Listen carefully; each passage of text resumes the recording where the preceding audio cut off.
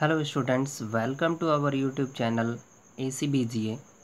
Myself Vimal Prajapati. Students, in this video we will discuss about polynomials chapter 2 of class 10th NCERT maths. Okay, students, यहाँ पे जो definition है polynomial की वो देखिए ध्यान से। अन algebraic expression in which the variables involved have only non-negative integral power is called a polynomial। ठीक है ना, मतलब पॉलिनोमियल जो है वो क्या है, ये एक अलजेब्रिक एक्सप्रेशन है जिसमें वेरिएबल आएंगे। ठीक है ना, वेरिएबल है। अच्छा, यहाँ पे समझ लेते कुछ इम्पोर्टेंट जो बेसिक चीज़ें हैं। यहाँ पे एक आ गया वर्ड वेरिएबल, ठीक है, और एक आपका होता है कांस्टेंट। ठीक है ना, तो यहाँ पे वेरिएबल मीन्स है कि जिनकी वैल्यू जो है चेंज हो सकती है या फिर जिनकी वैल्यू निश्चित नहीं होती, तो वो आपके क्या होते हैं, वेरिएबल। जैसे कोई भी एक्सप्रेशन लिखा होता है जिसमें एक्स वाई जेड या समथिंग कुछ भी अगर आ जाता है इस तरीके से, तो ये आपके जो है वेरिएबल है। बिकॉज कि जैसे ये एक्स है, एक्स की वैल्यू यहाँ पे कुछ भी हो सकती है, 1 2 3 4 समथिंग कुछ भी हो सकती है। ठीक है, तो ये आपके वेरिएबल्स होते हैं जिनकी वैल्यू को चेंज किया जा सकता है। ओके, कांस्टेंट ऐसी वैल्यू जिनको हम चेंज नहीं कर सकते, जैसे 5 है, अभी इसको चेंज नहीं किया जा सकता, ये 5 है, 5 ही रहेगा। ठीक है ना, यहाँ पे कह सकते हैं कि ये जो 5 है इसको आप 3 नहीं कह सकते, 7 नहीं कह सकते, तो ये क्या है, कांस्टेंट है। ठीक है ना, इसको बदल नहीं सकते। एक्स है तो एक्स की वैल्यू कुछ भी हो सकती है, 1 भी हो सकती है, हो सकता है 2 हो या फिर 3 हो। ठीक है, तो ये वेरिएबल्स होते हैं। तो ये आपके वेरिएबल एंड कांस्टेंट हो गए। ठीक है, फिर क्या है यहाँ पे, have only non negative integral power is called a polynomial. मतलब कि जो भी एक्सप्रेशन लिखा होगा किसी एक वेरिएबल में, या तो एक्स हो या वाई या फिर जेड, कोई भी जो पॉलिनोमियल आपका लिखा होगा उसमें जो वेरिएबल है उसका जो पावर है वो क्या है, नॉन नेगेटिव इंटीग्रल। मतलब यहाँ पे समझिए कि जैसे हमने कोई एक लेट कर लिया पी एक्स इज इक्वल, एक एक्सप्रेशन मैंने यहाँ लिखा 3x² + 5x + 9, ये है। ठीक है, तो अब ये पॉलिनोमियल है या फिर नहीं है, तो बस आपको कैसे चेक करना है कि जो वेरिएबल है उसका जो पावर है, वेरिएबल का जो पावर है वो आपका नॉन नेगेटिव इंटीग्रल होना चाहिए। मतलब कैसा इंटीजर हो, नॉन नेगेटिव, मतलब या तो फिर वो 0 हो या फिर आपके पॉजिटिव इंटीजर होने चाहिए। ठीक है ना, तो या तो 0 हो या फिर पॉजिटिव इंटीजर हो, नेगेटिव नहीं होना चाहिए। और दूसरी बात यह है कि नेगेटिव नहीं होना चाहिए, और जो पावर है वो फ्रैक्शन फॉर्म में भी नहीं होना चाहिए। मतलब इंटीजर क्या होता है, इंटीजर का मतलब है कि वो फ्रैक्शन फॉर्म में ना हो। ठीक है, सीधा सीधा इंटीजर हो, 3 हो, 5 हो, 7 हो, 0 हो। ठीक है, इस तरीके से इंटीजर्स में होने चाहिए पॉजिटिव इंटीजर, तो आपका क्या होता है, वो आपका बन जाता है पॉलिनोमियल। ठीक है, तो कुछ एग्जांपल्स यहाँ पे लेते हैं पॉलिनोमियल के। जैसे 3x², मैंने यही एक तो राइट किया हुआ है, ये भी पॉलिनोमियल है बिकॉज यहाँ पे जो वेरिएबल x है इसके जो पावर्स है वो आपके पॉजिटिव इंटीजर है। ठीक है, तो आपका जो एग्जांपल है वो हम ले रहे हैं यहाँ पे 3x² + 9x + 7। ठीक है, ये है, ये पॉलिनोमियल है जी, बिल्कुल है। बिकॉज यहाँ पे x पावर जो है वो आपके पॉजिटिव इंटीजर है, यहाँ 1 है, यहाँ 2 है। ठीक है, तो अब समझते हैं कि पॉलिनोमियल हैं कौन से नहीं।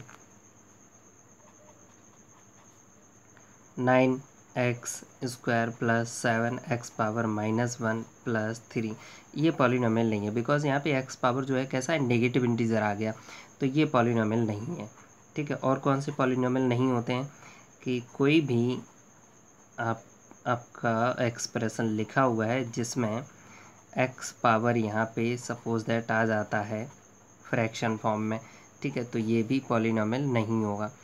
ठीक है, रिजल्ट इम्पोर्टेंट ये है कि x जो वेरिएबल है उसकी जो पावर है वो कैसी होनी चाहिए, पॉजिटिव इंटीजर होनी चाहिए, पॉजिटिव इंटीजर या फिर 0।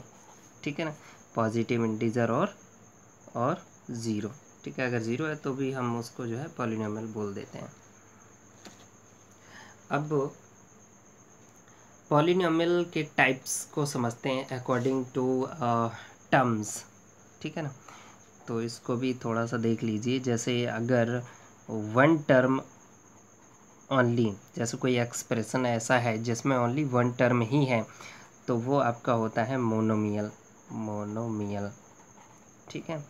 अगर टू टर्म्स हैं, टू टर्म्स, तो आपका बन जाता है बाइनोमियल। अगर थ्री टर्म्स हैं एक्सप्रेशन में, थ्री टर्म्स, तो आपका बन जाता है ट्राइनोमियल, ठीक है। तो ये आपके होते हैं अकॉर्डिंग टू टर्म्स जो पॉलिनोमियल होते हैं, ठीक है।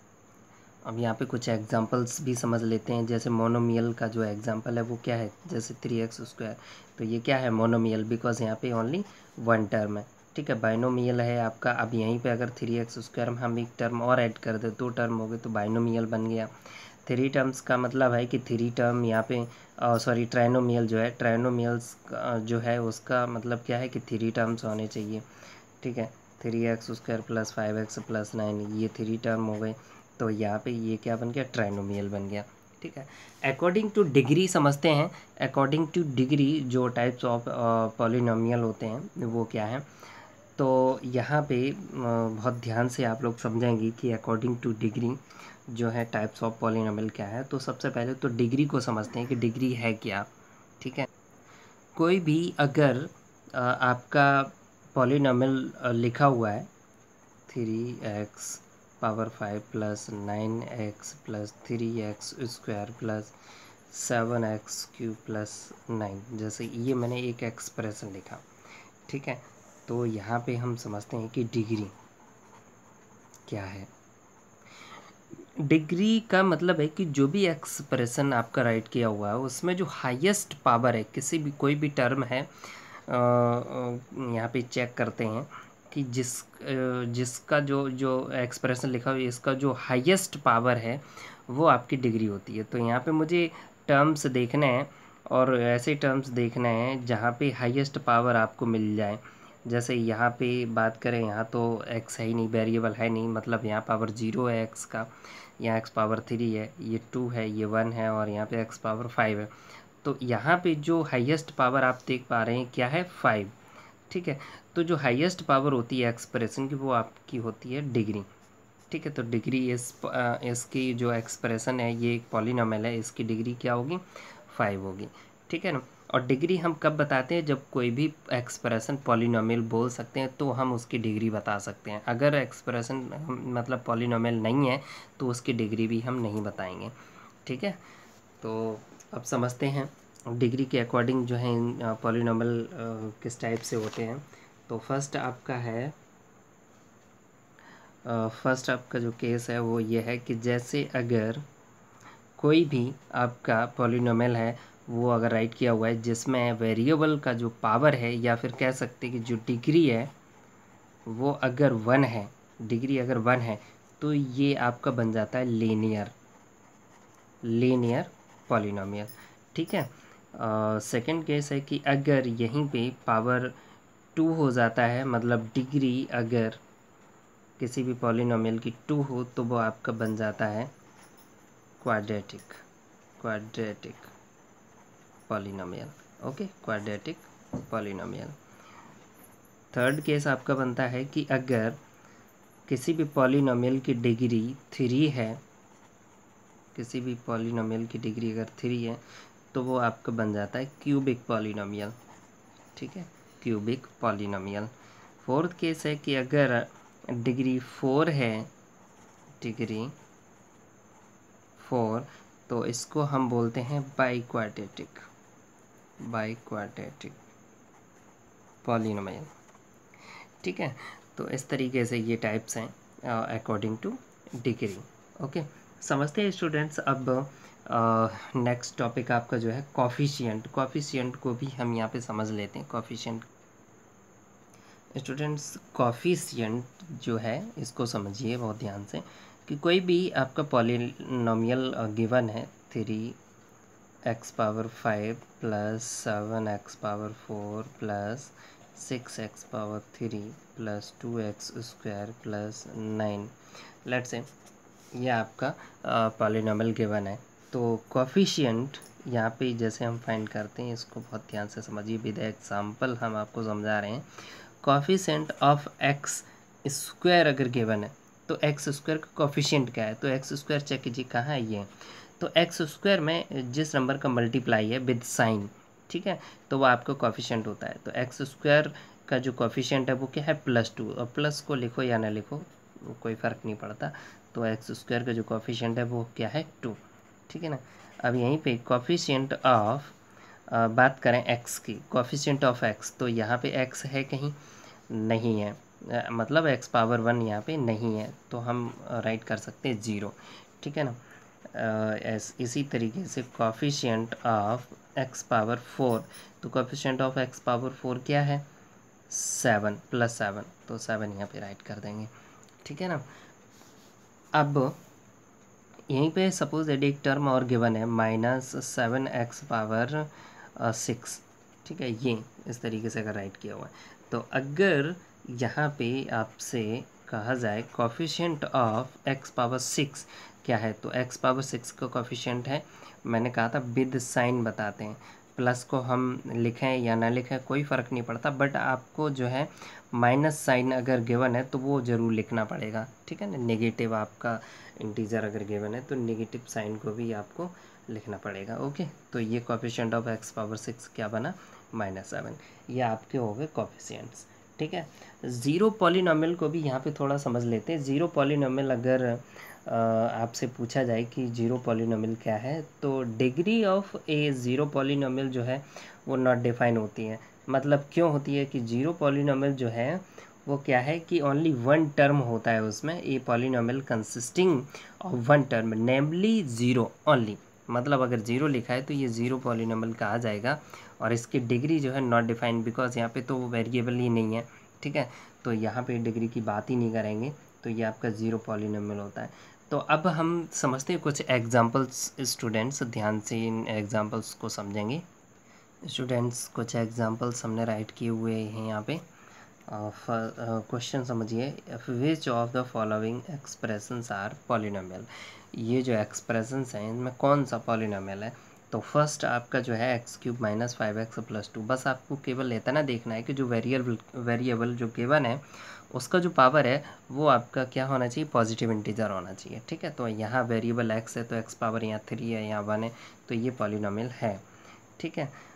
इसको देखिए, यहाँ पे वेरिएबल y है, तो y का जो पावर है y पावर 2 या y पावर 1, तो ये भी पॉलिनॉमियल है, बिकॉज यहाँ y पावर 1 है पॉजिटिव इंटीजर, 2 जो है वो भी पॉजिटिव इंटीजर है, ठीक है। अब बात करते हैं क्वेश्चन नंबर 3, 2√x + 7। यहाँ पे जो वेरिएबल है वो तो x है, बट x पावर यहाँ पे राइट नहीं किया हुआ है, इन्होंने रूट बना दिया, ठीक है। तो इसको अगर आप लिखना चाहें तो कैसे लिख सकते हैं, 2x पावर, मतलब रूट को कैंसिल करेंगे तो यहाँ x पावर 1 तो है ही, आपका x पावर 1, अगर 1 यहाँ पावर नहीं लिखा है तो हम लिख सकते हैं, अपॉन में ये जो इसका ऑर्डर होता है वो आ जाता है, ठीक है। अब यहाँ इसका जो ऑर्डर है वो अभी कुछ भी नहीं लिखा है, तो इस कंडीशन में जो इसका ऑर्डर होता है वो क्या होता है, 2। यहाँ पे 2 हाइड है, 2 छिपा हुआ है यहाँ पे, तो हम रूट कैंसिल करेंगे, साइन को कैंसिल करेंगे तो यहाँ अपॉन में आ जाता है उसका ऑर्डर, और +7। अब ये जो x पावर जो बना 1/2 ये इंटीजर नहीं है, दैट मीन्स ये पॉलिनॉमियल नहीं है। स्टूडेंट्स यहाँ पे थोड़ा कन्फ्यूज़न दूर करने के लिए एक क्वेश्चन हम रूट वाला लेते हैं।